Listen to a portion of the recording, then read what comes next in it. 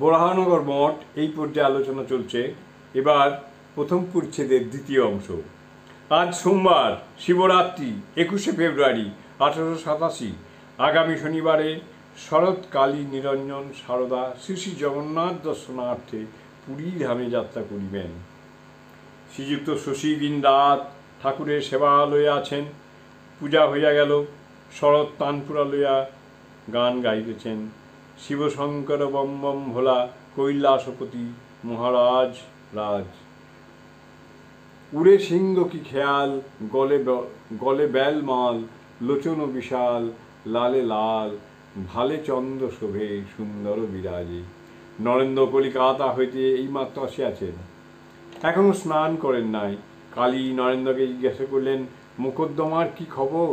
নরেন্দ্র বিরক্ত হইয়া, তোদের ওসব কথাই কাজ কি? নরেন্দ্র তামাক খাইতেছেন ও মাস্টার প্রভৃতির সহিত কথা কইতেছেন। কামিনী কাঞ্চন ত্যাগ না করলে হবে না। কামিনী নরকেশ্বর দ্বারম। যত লোক স্ত্রীলোকের বশ, শিব আর কৃষ্ণ এদের আলাদা কথা। শক্তিকে শিব দাসী করে রেখেছিলেন। শ্রীকৃষ্ণ সংসার করেছিলেন বটে, কিন্তু কেমন নির্লিপ্ত। ফস করে বৃন্দাবন কেমন ত্যাগ করলেন।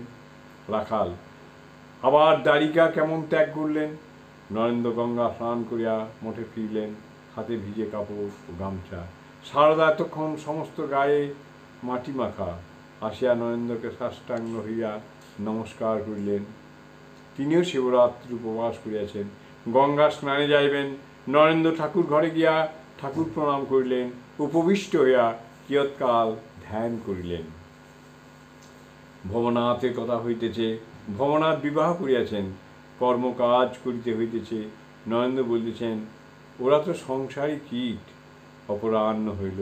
শিবরাত্রি পূজার আয়োজন হইতেছে। বেলকাঠ ও বিল্লপত্র আহরণ করা হইল। পূজান্তে হোম হইবে। সন্ধ্যা হইয়াছে। ঠাকুর ঘরে ধূনা দিয়া শশী অন্যান্য ঘরেও ধূনা লইয়া গেলেন। প্রত্যেক দেবদেবীর পটের কাছে প্রণাম করিয়া অতি ভক্তি ভরে নাম উচ্চারণ করিতেছেন।